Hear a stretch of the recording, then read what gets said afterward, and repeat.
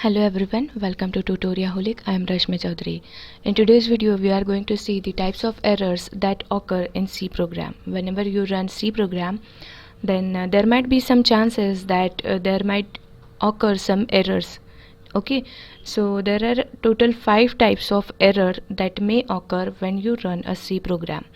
And what are these types of error, why they occur in your program, and how you can solve that error, or how can you get rid of that error. You have to learn about this.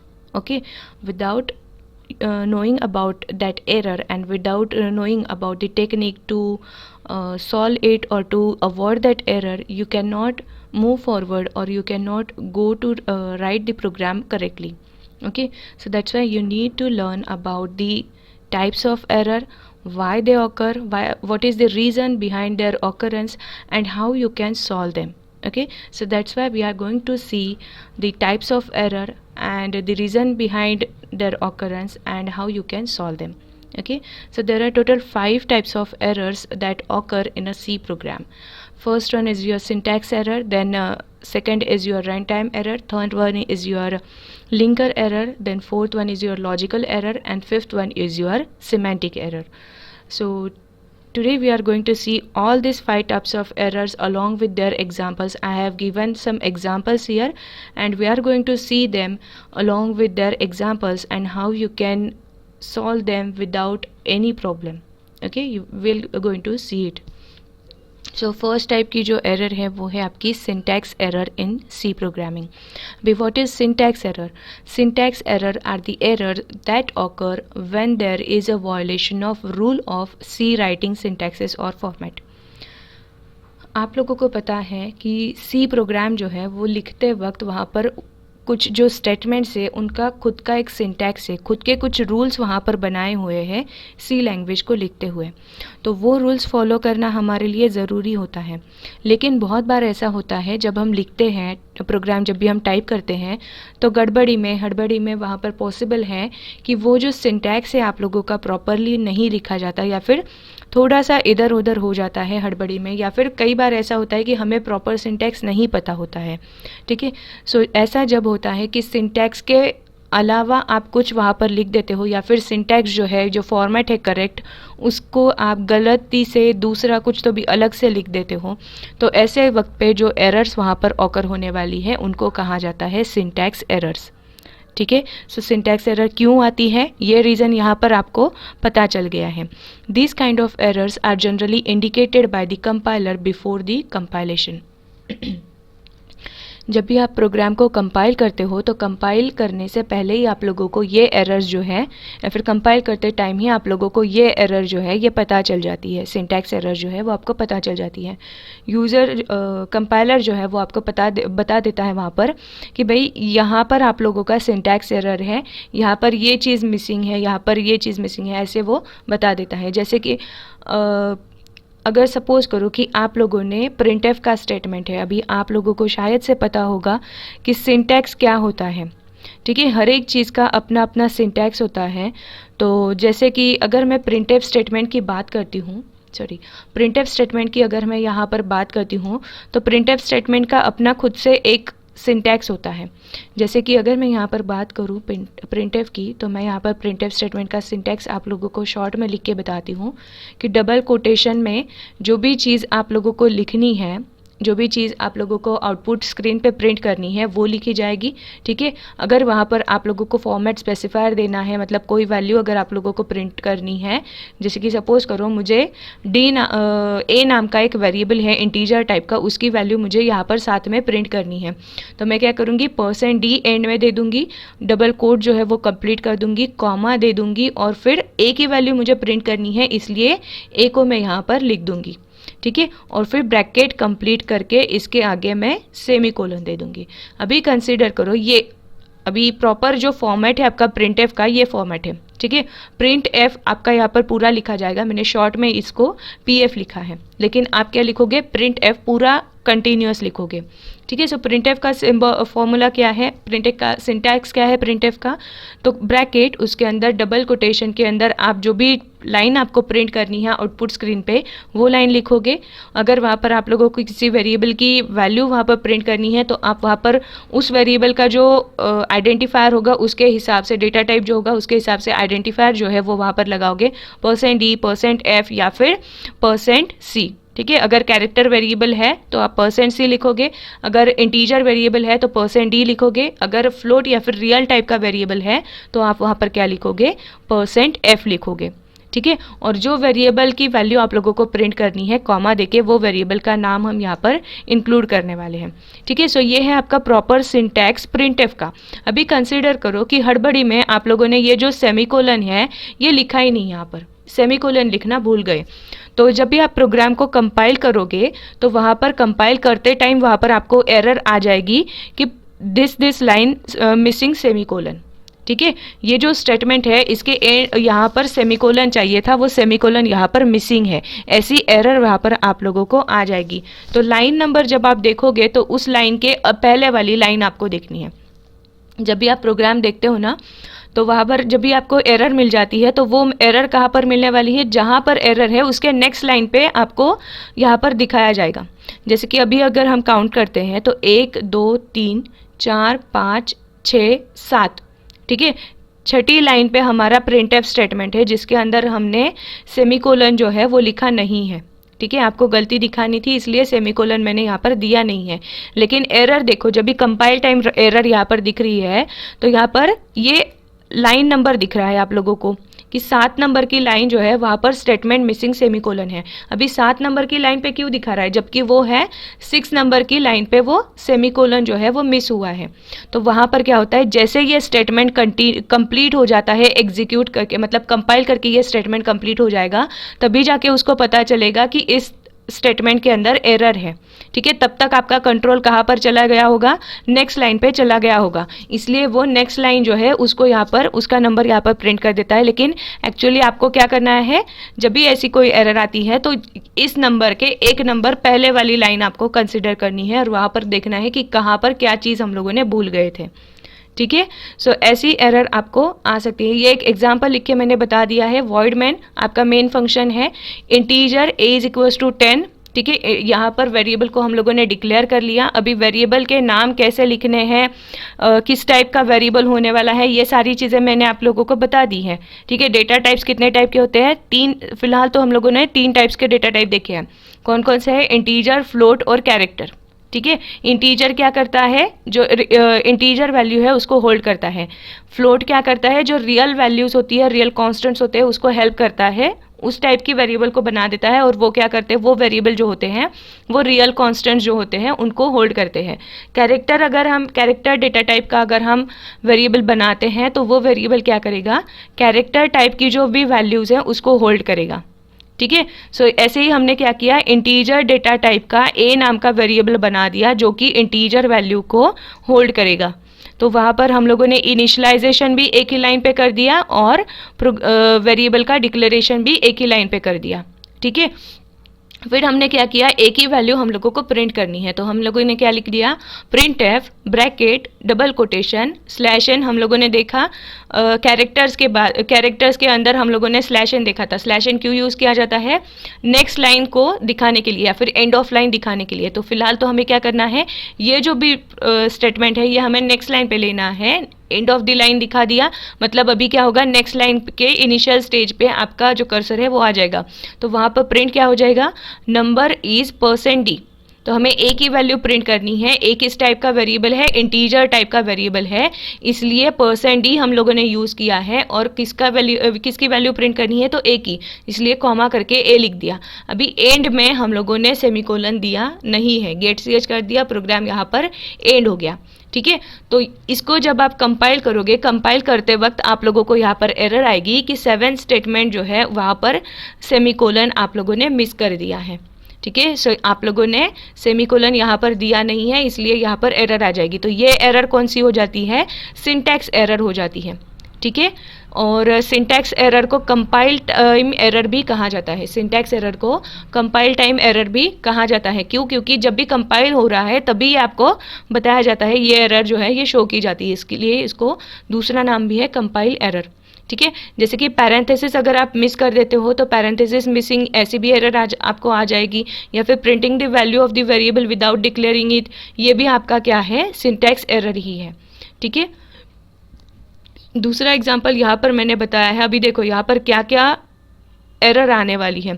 For statement के अंदर semicolon missing है। ठीक है, अभी for statement, for का जो loop है उसका फिलहाल तो आप लोगों ने सिंटैक्स देखा नहीं है, तो मैं अभी आपको शॉर्ट में यहाँ पर बता दूँ कि फॉर का जो सिंटैक्स होता है वो क्या होता है, फॉर उसके बाद में ब्रैकेट, यहाँ पर इनिशियलाइजेशन ऑफ लूप वेरिएबल। ठीक है, लूप वेरिएबल जो है उसका इनिशियलाइजेशन होता है, फिर सेमीकोलन यहाँ पर आता है, यहाँ पर कंडीशन आ जाएगी। ठीक है, कंडीशन के बाद फिर से सेमीकोलन आएगा और यहाँ पर अपडेशन ऑफ लूप वेरिएबल, जो भी लूप वेरिएबल है उसका अपडेशन, एक तो वो इंक्रीमेंट होगा या फिर डिक्रीमेंट होगा। ठीक है, और करली ब्रैकेट्स। तो ये है आपका फॉर लूप का सिंटैक्स। तो यहाँ पर देखो हम लोगों ने क्या मिस किया है, वेरिएबल को इनिशियलाइज कर दिया है, कंडीशन भी दे दी है, लेकिन हम लोगों ने यहाँ पर अपडेशन ऑफ वेरिएबल नहीं किया है। अपडेशन ऑफ वेरिएबल नहीं किया, वो भी चलता है, अपडेशन आप लूप के अंदर भी कर सकते हो, लेकिन फिर भी हम लोगों ने यहाँ पर क्या करना था, सेमीकोलन जो था वो सेमीकोलन देना था और उसके बाद अपने ब्रैकेट देना था, क्योंकि यहाँ का जो अपडेशन ऑफ वेरिएबल है वो आप लोगों ने नीचे कर दिया है, तो फिर भी आप लोगों को यहाँ पर सेमीकोलन देना चाहिए था, जो हम लोगों ने नहीं दिया है। तो वहाँ पर आप लोगों को ये एरर आ जाएगी कि फॉर स्टेटमेंट के अंदर सेमीकोलन मिसिंग है। दूसरी एरर क्या आ जाएगी कि एक ही जो वैल्यू असाइन की है वो कभी यूज़ ही नहीं की है। ठीक है, सो ये सारी क्या हो जाती है, आपकी कंपाइल टाइम एरर हो जाती है, मतलब सिंटैक्स एरर ये हो जाती है। ठीक है, सेकेंड जो टाइप है आपका वो है लॉजिकल एरर। अभी लॉजिकल एरर कौन सी एरर्स होती है, the logical error is an error that leads to the undesired output. ऐसी एरर जहाँ पर सब कुछ बराबर है, सिंटैक्स वगैरह बराबर है, लेकिन आप लोगों को आउटपुट जो मिल रहा है वो गलत मिल रहा है, जो आपको चाहिए है वो आउटपुट वहाँ पर नहीं मिल रहा है। ठीक है, पहले तो कंपाइल जब आप करते हो तभी एरर आ जाती है, तो वो होती है सिंटैक्स एरर।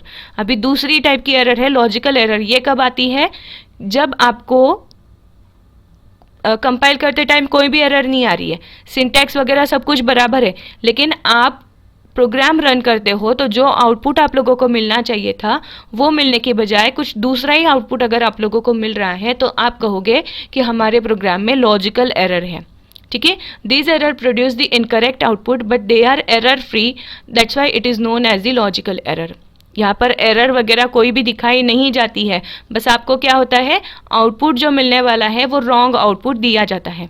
ठीक है, सो ये भी एक टाइप है एरर का, कि एरर को क्या है वो दिखाया नहीं जाएगा, कंपाइल करते वक्त कोई भी एरर वहाँ पर डिटेक्ट नहीं होने वाली, लेकिन आप जब आउटपुट स्क्रीन पे जाओगे आउटपुट भी आपको मिलेगा, लेकिन वो आउटपुट कैसे मिलेगा, इनकरेक्ट वाला आउटपुट रहेगा, रॉन्ग वाला आउटपुट रहेगा। ठीक है, तब समझ लेना कि आपके प्रोग्राम के अंदर लॉजिकल एरर है। ठीक है, this types of mistakes are mainly done by beginners. जो बिगिनर्स होते हैं, जो अभी फ़िलहाल सीख रहे हैं, उनकी ओर से ज़्यादा लॉजिकल एरर्स जो है वो होती है। लेकिन अगर आप लोगों को लॉजिकल एरर्स को कम करना है तो आपको क्या करना है, लॉजिकली थिंकिंग शुरू करना है।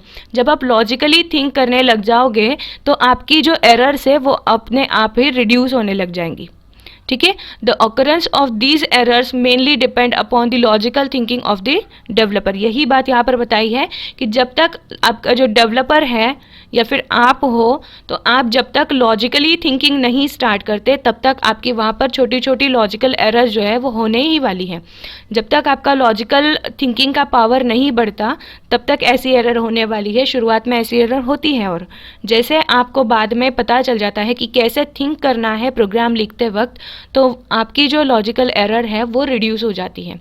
ठीक है, यहाँ पर एग्जाम्पल भी मैंने आपको दिया है लॉजिकल एरर का, कि सपोज करो मुझे 1 से एडिशन ऑफ 1 to 10 जो है वो मुझे यहाँ पर प्रिंट करना है। ठीक है, 1 से 10 तक का एडिशन जो है वो मुझे प्रिंट करना है। ठीक है, ये कट कर दो, यहाँ पर 1 लिखा है मैंने।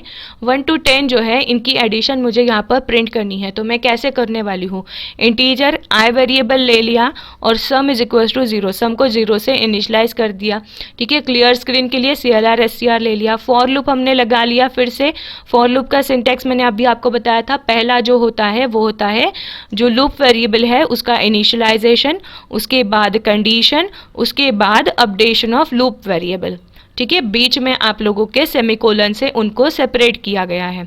ठीक है, सो आई को 1 से हम लोगों ने इनिशियलाइज कर दिया। i इज लेस देन 10, जब तक i 10 से छोटा नहीं है या फिर 10 से इक्वल नहीं है तब तक आप लोगों का ये जो लूप है ये एग्जीक्यूट होने वाला है।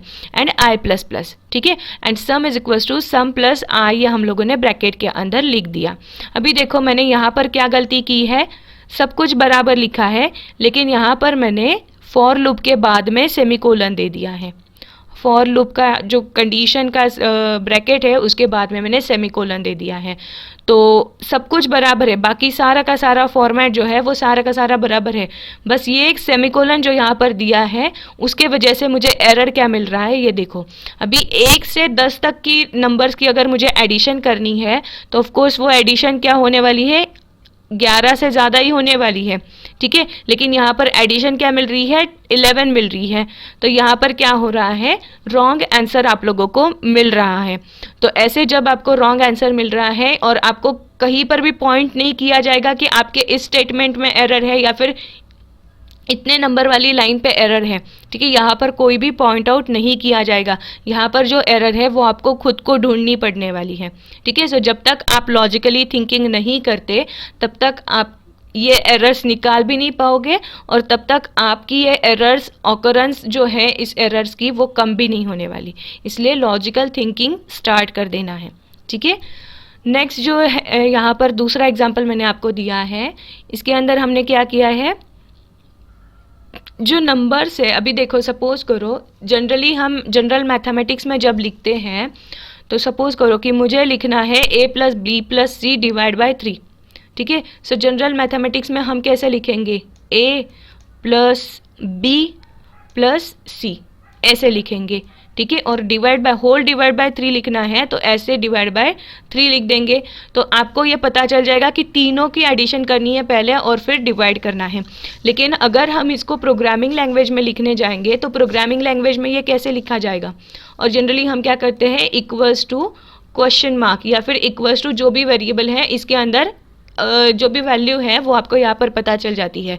लेकिन प्रोग्रामिंग लैंग्वेज में क्या होता है, जो भी इक्वल टू के लेफ्ट में होता है सॉरी इक्वल टू के लेफ्ट में जो भी पार्ट होता है उसके अंदर राइट वाली जो वैल्यू है वो असाइन होती है। ठीक है, सो वैल्यू कभी भी राइट से लेफ्ट पार्ट में असाइन होने वाली है। मतलब अगर मुझे लिखना है, जनरली मुझे अगर लिखना है a plus B equals to C, ऐसा हम जनरल लैंग्वेज में लिखते हैं। ठीक है, a plus B equals to C ऐसा हम जनरल मैथ्स में लिखते हैं। लेकिन अगर हम प्रोग्रामिंग की लैंग्वेज की बात करते हैं तो यहाँ पर कैसा लिखा जाएगा, c is equals to a plus B. ठीक है, c is equals to a plus B ऐसा यहाँ पर लिखा जाएगा। ऐसा क्यों हो रहा है, क्योंकि ऑपरेटर्स जो है ये जो है इनको ऑपरेटर्स कहा जाता है। Plus minus multiplication division equals to, इन सबको यहाँ पर ऑपरेटर कहा जाता है। ये हम आगे देखने ही वाले हैं। तो ये जो ऑपरेटर्स है जनरली प्रोग्रामिंग लैंग्वेज में जब हम असाइनमेंट ऑपरेटर की बात करते हैं, ये जो इक्वल्स टू का ऑपरेटर है इसको असाइनमेंट ऑपरेटर कहा जाता है।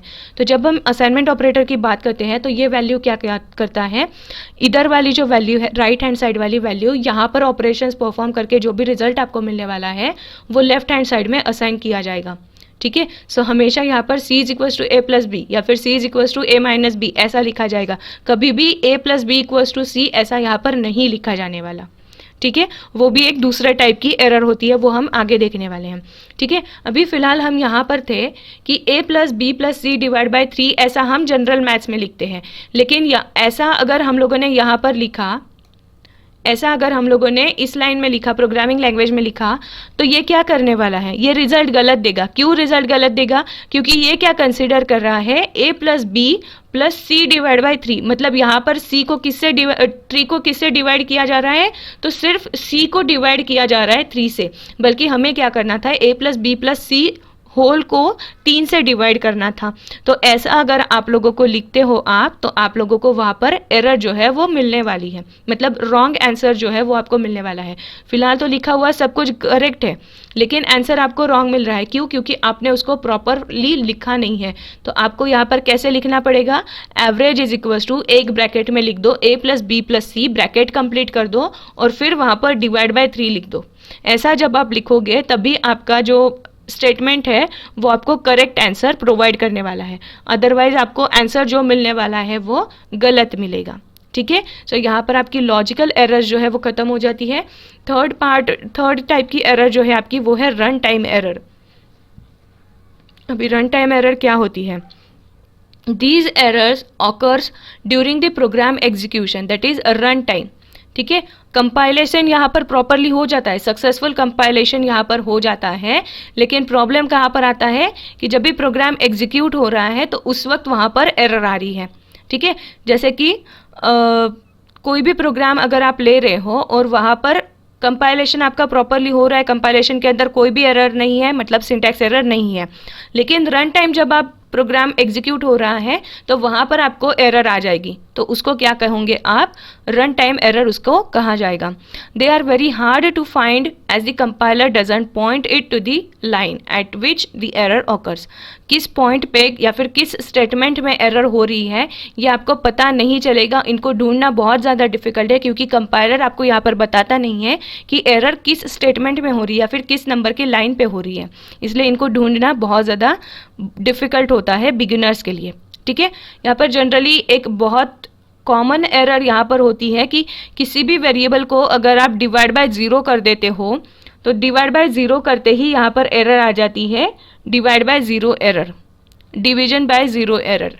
ठीक है, जैसे कि सपोज करो मैंने यहाँ पर एग्जांपल दिया है, कोई प्रोग्राम है उसके अंदर अगर आप लोगों ने ऐसा लिख दिया result is equals to number divide by 0, तो जैसे ही डिवाइड बाय 0 आप कर देते हो तो वहाँ पर आप लोगों को एरर तो कुछ नहीं आने वाली, बस रन टाइम वहाँ पर एरर आएगी। सिंटैक्स एरर यहाँ पर आने वाली नहीं, कंपाइलेशन एरर यहाँ पर आने वाली नहीं है, लेकिन रन टाइम एग्जीक्यूशन करते टाइम वहाँ पर एरर आएगी। तो आप लोगों को ये ढूंढना पड़ेगा कि डिवाइड बाय 0 आप लोगों ने लिखा है इसलिए वहाँ पर एरर आई है। ठीक है, फोर्थ टाइप की जो एरर है वो है लिंकर एरर। अभी लिंकर एरर क्या होती है, लिंकर क्या होता है तो वो देख लेते हैं। Linker error are generated when the executable file of the program is not created. जब भी आप प्रोग्राम लिखते हो ना, अभी हम आगे नेक्स्ट वीडियो में देखने वाले हैं कि सोर्स कोड क्या होता है, एग्जीक्यूटेबल कोड क्या होता है, ऑब्जेक्ट कोड क्या होता है। ठीक है, सो जब भी आप प्रोग्राम लिखते हो तो उसको कहा जाता है सोर्स कोड, और उसको जब एग्जीक्यूट किया जाता है तो उसकी एग्जीक्यूटेबल फाइल अलग से बनती है। ठीक है, सो जब उस आपके प्रोग्राम की एग्जीक्यूटेबल फाइल नहीं जनरेट हो रही है तब जाके आपका लिंकर एरर वहाँ पर आने वाला है। ठीक है, तो एग्जीक्यूटेबल फाइल जनरेट ना होने के अलग अलग रीजंस वहाँ पर हो सकते हैं। ठीक है, this may be due to wrong function prototyping. एक तो आप लोगों ने रॉन्ग फंक्शन प्रोटोटाइप किया है या फिर हेडर फाइल्स का यूज़ आप लोगों ने प्रॉपरली नहीं किया है, तो ऐसे वक्त पर आपकी एग्जीक्यूटेबल फाइल जो है वो प्रॉपरली जनरेट नहीं होगी, और ऐसे वक्त पे आप लोगों की जो एरर आने वाली है वो रहेगी लिंकर एरर। ठीक है, वो कौन सी टाइप की एरर रहेगी? लिंकर एरर रहेगी। जैसे कि जनरली बहुत सारे बार बिगिनर्स की ओर से एक एरर की जाती है कि मेन फंक्शन जो होता है ना, इंट मेन जब हम लिखते हैं तो बहुत सारे बार ये बच्चे क्या कर लेते हैं, जो बिगिनर्स होते हैं, मेन का एम कैपिटल लिख देते हैं।